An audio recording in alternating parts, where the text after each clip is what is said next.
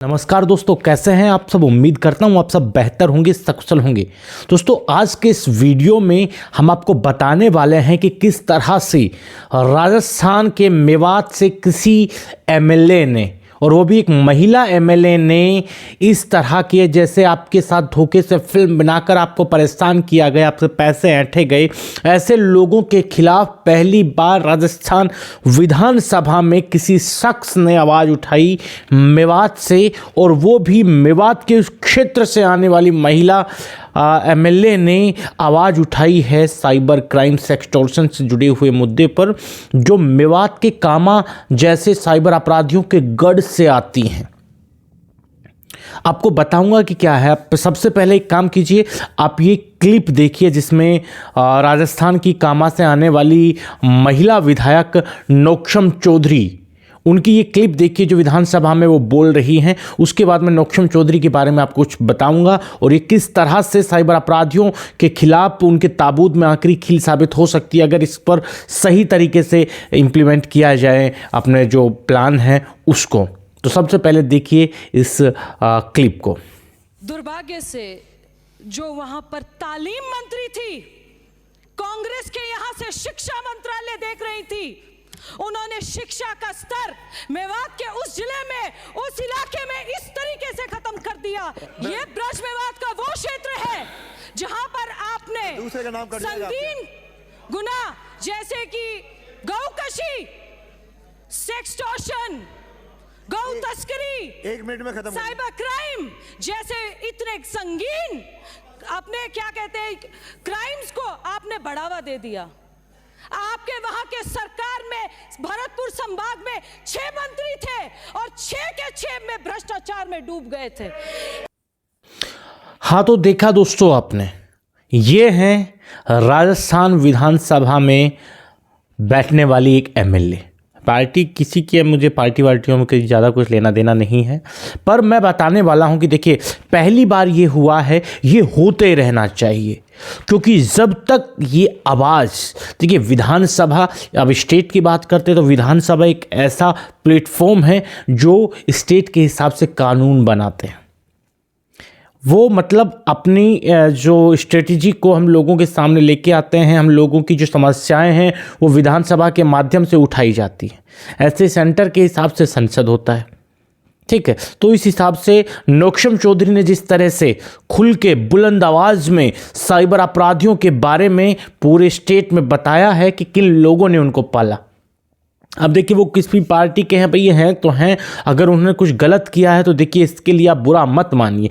आप बेशक उस पार्टी को सपोर्ट करते हो, पर जब भी आपके नेता हैं तो उनसे सिर्फ ये जरूर कहें कि भाई हमने आपको सपोर्ट किया, आपने साइबर अपराध को ख़त्म करने के लिए मेवात क्षेत्र में क्या कदम उठाए। ये तो भाई हर एक आम नागरिक की एक सबसे बड़ी वो होनी चाहिए कि आपको सवाल पूछते रहना चाहिए, क्योंकि आप नेता चुनते हैं अपनी भलाई के लिए, समाज की भलाई के लिए, एक समाज सभ्य समाज बनाने के लिए, और एक सभ्य समाज में साइबर अपराधियों के लिए कोई जगह नहीं है, ठीक है। अब नौक्षम चौधरी ने जो बताया है, देखिए मैं नौक्षम चौधरी के बारे में बताता हूँ कि ये शायद लंदन में, अमेरिका में कहाँ पढ़ के ये आई है यहाँ, और पहले ये कामा से पहले नूहू, यानी कि जो पहले मेवात के नाम से जाना जाता था, नूहू हरियाणा में दोस्तों पड़ता है नूहू। अब उसको मेवात, पहले उसके ज़िले का नाम ही मेवात था, अब उसका नाम बदल के कर दिया गया है नूहू। और एक मेवात क्षेत्र है, मेवात क्षेत्र हरियाणा से ज़्यादा तो राजस्थान में पड़ जाता है। भरतपुर अलवर के बहुत से ऐसे एरियाज़ हैं जो मतलब हरियाणा के बराबर ही मेवात क्षेत्र राजस्थान में भी पड़ता है, ठीक है। तो जो ये नौक्षम चौधरी जिसका बयान हमने आपको सुनवाया, इन्होंने सबसे पहला चुनाव लड़ा था नूहू से, और वहाँ से ये चुनाव हार गई थी, क्योंकि वहाँ की जो भौगोलिक परिस्थिति है, जो सिनेरियो बैठता उसमें शायद ये सेट नहीं बैठ पाई थी। तो इस बार ये इनको राजस्थान भेजा गया। राजस्थान के कामा से इन्होंने इलेक्शन लड़ा। जाहिदा खान, जिस महिला शिक्षा मंत्री की ये बात कर रही हैं, उनका नाम है जाहिदा खान, जो इस बार हार गई। बहुत बड़े परिवार से आती हैं जाहिदा खान, उनके भी रिलेटिव्स सेंट्रल गवर्नमेंट में, स्टेट गवर्नमेंट में लगातार मतलब मंत्री रहे थे, ठीक है। तो उनको ये हरा के आई है। तो इनका कहना सही है कि मेवात में इन लोगों के 6 विधायक थे। जो देखिए, जुबेर खान तो आपके रामगढ़ से था, जाहिदा आपके कामा से थी, और आपके यहाँ से सबसे बड़ा जो खतरनाक आदमी है साइबर अपराध की दुनिया, जो मतलब जो क्षेत्र है वो पड़ता है नगर से विधायक था वाजिब अली। और ये तीनों क्षेत्र रामगढ़, नगर और आपका ये आ गया कामा, ये भरतपुर के पड़ते हैं, भरतपुर में पड़ते हैं। और यहाँ तीनों के जो विधायक हैं वो उनके, एक का नाम जुबेर खान है, एक का नाम वाजिब अली है, एक का नाम जाहिदा खान है। और सबसे ज़्यादा सेक्सटोर्शन से जुड़ी हुई घटनाएं यहीं के लोग करते हैं। 99% घटनाएं यहीं के लोग करते हैं। धोखे से फिल्म बनाकर आप लोगों से पैसा ऐंठने का जो प्रयास किया जाता है वो नगर से किया जाता है, आपके कामा क्षेत्र से किया जाता है, आपके रामगढ़ क्षेत्र से किया जाता है, और ये सारे क्षेत्र आते हैं भरतपुर में। राजस्थान, भरतपुर, अलवर के भी कुछ क्षेत्र आते हैं। जैसे आजकल तो तिजारा क्षेत्र में खूब हो रहा है। अभी कुछ दिन पहले गुजरात के व्यापारी को एक कार स्क्रैप कारोबारी बन के, मतलब कबाड़ी वाला बन के उनको बुलाया, उनको किडनैप कर लिया टटलूबाजों ने और 15 लाख की फिरौती मांगी। पर गुजराती बड़े दिमाग वाले होते हैं, उन्होंने उनसे जब अपने घर वालों को बता रहे थे कि भाई 15 लाख रुपए मांग रहे हैं, हमें किडनैप कर लिया, गुजराती में अपना एड्रेस भी बता दिया। पुलिस ने उन नए बच्चों को उठा लिया वहाँ से। ठीक है, तो ये भाई टटलूबाजी का एक पूरा गढ़ रहा है। तो नौक्षम चौधरी ने जो विधानसभा में आवाज़ उठाई है, ये एक पॉजिटिव एक अप्रोच हो सकती है। पर देखिए, ये शुरुआत भर है, इसको आगे तक लेके जाना पड़ेगा। इसे सिर्फ एक बयान को समझ के छोड़ देना और उसके बाद नहीं। देखिए, मुझे लग रहा है कि एक पॉजिटिव अप्रोच नौक्षम चौधरी की तरफ से रहेगी, क्योंकि अभी कुछ दिन पहले इनका एक वो वीडियो आया था जो मैंने आपको दिखाया था, जिसमें कुछ लोग इनके पास आते हैं कि बंगाल पुलिस उनके लड़कों को गिरफ्तार करके लेके गई है, आप एमएलए साहिबा हमारी मदद करें। तो एमएलए साहब नौक्षम चौधरी सीधा कहती है कि टटलूबाज साइबर क्राइम से रिलेटेड हमारे पास नहीं आए।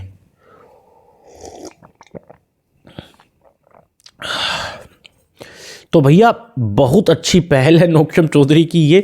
तो बाकी जो भी विधायक, देखिए मैं तो ये कह रहा हूँ, देखिए एक वीडियो और बनाऊंगा कि पिछले कुछ दिनों में बहुत भारी गिरावट इन मामलों में आई है।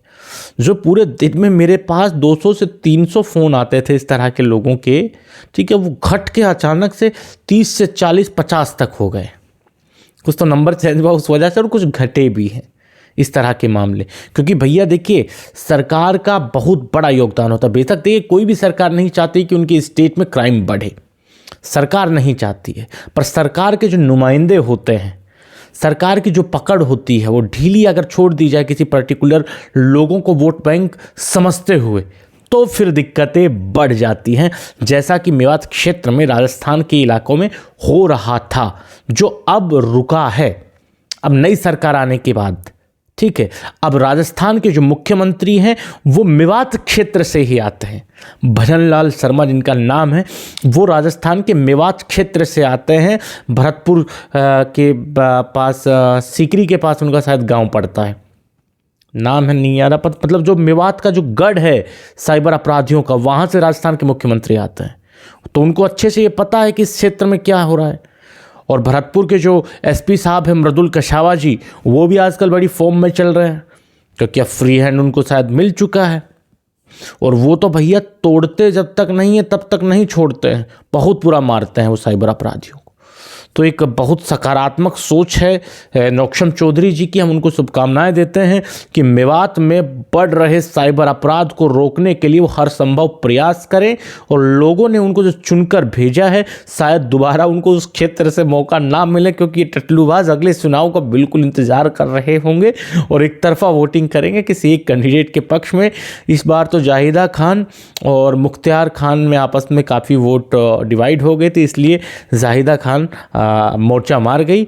पर उनके पास मौका है, अच्छा काम करके दिखाए, सभी को साथ लेके चले। हिंदू, मुस्लिम, सिख, ईसाई जो भी क्षेत्र में रहते हैं सबका भला करे, किसी के साथ भी कोई भी दुर्व्यवहार या फिर भेदभावपूर्ण काम वो नहीं करेंगी। बट साइबर अपराधियों के खिलाफ उनकी बड़ी कार्रवाई का हम इंतजार करते रहेंगे। अगर आगे भी वो साइबर अपराध के खिलाफ कोई भी मुहिम चलाती है तो आप तक ये सूचना हम जरूर पहुँचाएंगे। आज के इस वीडियो में इतना ही, जल्द मिलते हैं नया वीडियो लेकर नई जानकारी के साथ। रखिए तब तक अपना ख्याल। जय भीम, जय हिंद की सेना साथियों।